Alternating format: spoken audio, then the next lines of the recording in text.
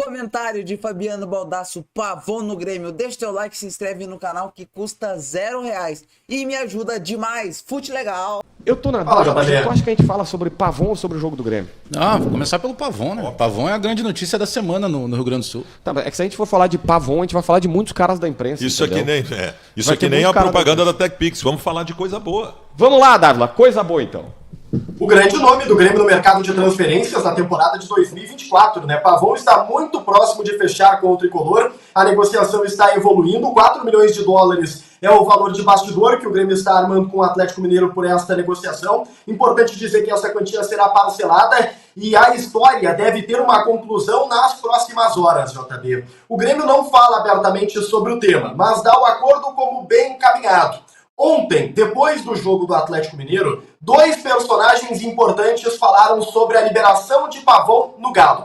O primeiro deles foi o técnico Luiz Felipe Scolari. Felipão foi questionado, já que ele, Felipão, é um dos responsáveis por colocar de lado o Pavon no Atlético Mineiro. O Pavon viveu um grande momento no Galo sob o comando do técnico Eduardo Cudê. E agora com o Felipão foi deixado de lado. O Felipão falou sobre a liberação, a gente acompanha agora.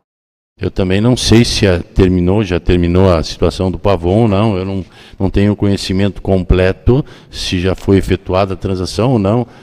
Eu não perguntei. Apenas eu estou dizendo, algumas coisas têm que acontecer, ou devem acontecer, e aos poucos a gente vai reformulando o grupo. Se o Pavon sair, como parece que pode sair, nós estamos ganhando o Alisson. Em relação ao Pavon, realmente tem uma negociação em andamento. Não temos ela concretizada, provavelmente ocorra. E aí depois, e isso sendo confirmado, a gente vai estar passando oficialmente os detalhes, como a gente sempre faz, principalmente nesse momento, né, que o clube, na verdade, o Atlético hoje é uma SAF, então mais do que nunca a gente se utiliza da transparência. E isso no momento certo. Foi por isso que a gente também, né, preservou ele hoje do jogo. E, enfim, deve ter essa definição para sexta. E aí, senhores? Cara, primeiro que a contratação do Pavon, e ontem quando surge a informação, eu até, acho que o primeiro cara que eu falei logo depois do surgimento dessa informação, porque eu recebi através de colegas lá de Minas Gerais, principalmente do Everton Guimarães. E aí eu fui falar com o Dávila, né? E aí o Dávila tinha algumas situações parecidas com as que eu tinha, e a gente começou a buscar informação e trocar figurinha ali pelo WhatsApp. E tudo que se ouve do Grêmio, e aí eu quero fazer aqui por justiça, pelo menos da minha parte, tá? A fechar o Pavon, e agora tem um outro jogador que está sendo acertado aí, que é um lateral esquerdo do Guarani, o Mike. Confesso que eu não conheço, eu fui procurar informações, depois surgiu o nome dele hoje pela manhã, mas todo mundo diz que é bom jogador. O Grêmio fecha uma janela de gauchão, porque a gente vai considerar, na segunda-feira teve aí a chegada no CT Presidente Luiz Carvalho do Diego Costa, teve a oficialização do Duqueiroz, que também chegou na segunda, aí tu tem um Pavon que deve ser encaminhado e oficializado entre hoje e amanhã, porque amanhã fecha a janela de inscrições para o gauchão e mais um lateral esquerdo. Então toda aquela melancolia que eu tava, eu confesso a vocês, eu estou muito empolgado sim, com a chegada do Pavon, por tudo o que o Pavon representa. Eu já estou pensando lá na frente, não apenas no Campeonato Gaúcho, mas estando o Soteldo recuperado para o começo da Libertadores, por exemplo, esse ataque da ONU que o Grêmio montou, que é um de cada país, ele vai ter o venezuelano Soteldo pelo lado esquerdo, o argentino Pavon pelo lado direito e o brasileiro naturalizado espanhol Diego Costa centralizado, naquele estilo de ataque que o Renato gosta de jogar, e com um acréscimo importantíssimo do Duqueiroz, que é um jogador de dinâmica, de chegada à frente, de marcação quando precisa. Então, do meio para frente, a janela fluiu melhor do que eu imaginava. Eu estava numa melancolia nesse começo de mês,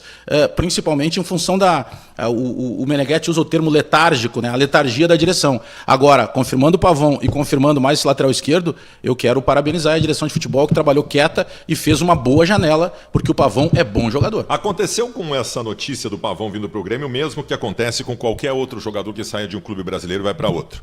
A torcida de onde ele está saindo dizendo graças a Deus, está indo embora e tal. Queima ele, né? O Pavon tem uma história estabelecida antes de vir para o futebol brasileiro. Ele é um bom jogador de futebol. Eu acho muito importante colocar isso, porque daqui a pouco tu pega um recorte da carreira do cara, que talvez ele tenha tido instabilidades, e teve com o Filipão, o Pavon, e tu estabelece um conceito sobre ele. E esse conceito não é verdadeiro, porque o jogador tem uma história. É o caso do Johan no Internacional. O Johan fez algumas primeiras partidas com o time reserva jogando mal, aí esse cara não joga nada. O próprio Alário também tiveram algumas considerações definitivas. A gente conhece a história dos caras, a gente sabe o quanto os caras jogam. E na medida que não são velhos, e o Pavão também não é, o Pavão tem 28 anos de idade, é um jogador que pode dar resposta. O Grêmio faz uma boa contratação.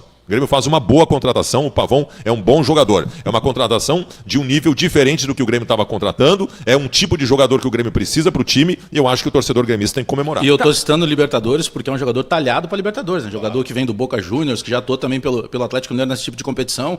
E como lá com o Filipão ele se inviabilizou, e aí o extracampo dele é bem complicado e talvez seja justamente, olha o que é esse ataque: Soteldo, Pavão e Diego Costa, todos complicadíssimos de temperamento. Mas se tem um cara que pode controlar eles nesse âmbito como treinador é justamente o Renato. E tanto que o Filipão, ninguém aí para genro, né? Porque o Filipão pediu, por exemplo, o Bernard, né, que é o alegria nas pernas, que depois virou alergia nas pernas. Mas é o jogador de lado de campo. Então o Pavão, ele ficou com as portas meio que fechadas lá no Galo. Então também é um outro aspecto motivacional, porque ele sai de um time que está na Libertadores para outro time que está na Libertadores. E outra, né, não é para tomar suco de laranja, é para fazer gol, para jogar. E é um time que ele vai ser protagonista.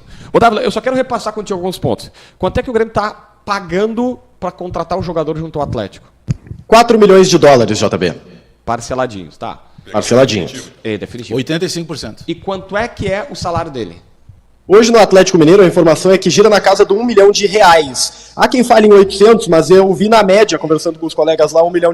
Não, 1 milhão. Eu tenho no máximo 1.200. Tem gente que fala 1 milhão e 200. Mas daí o cara veio livre do Boca, então ele ganha luvas que aquele não vai ganhar tanto, porque na época ele repassa 90% do seu passe para o Galo.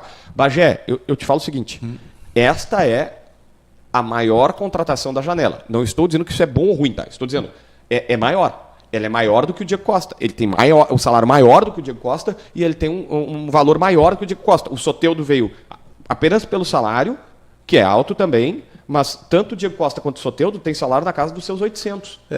E aí o Diego Costa tem produtividade. Mas o Grêmio começa a fazer uma janela aceitável. O Grêmio fez a sua maior contratação. A gente vai avaliar se é uma boa a maior contratação ser o Pavão. Mas aí vem na prática. É que eu olho muito assim, ó, baseado no que mais me incomodava. O que mais me incomodava? O Grêmio estava em silêncio total. Aí veio o Diego Costa.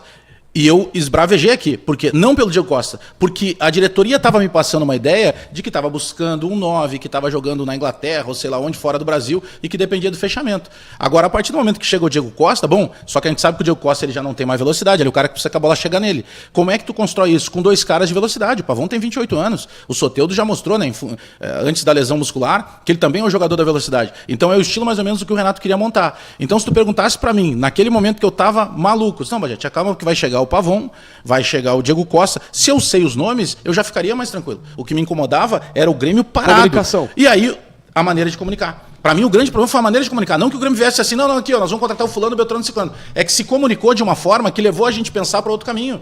A partir desse momento dos nomes que estão chegando, sem dúvida nenhuma, na minha opinião, é acerto o Pavão. Tem um monte de gente colocando. Mas tem gente que acha que não é um acerto? Tu tem uma tese que tu falasse ontem sobre o Wesley, quando estava saindo do Cruzeiro, claro, que eu concordo muito. Se o jogador está num clube brasileiro e ele vai para outro clube brasileiro, cara, é porque ele não está bem lá. Porque se ele tivesse, ele não ia, ele ia para a Europa. Só que tu tem que considerar a qualidade do jogador. O porquê que ele não está bem lá?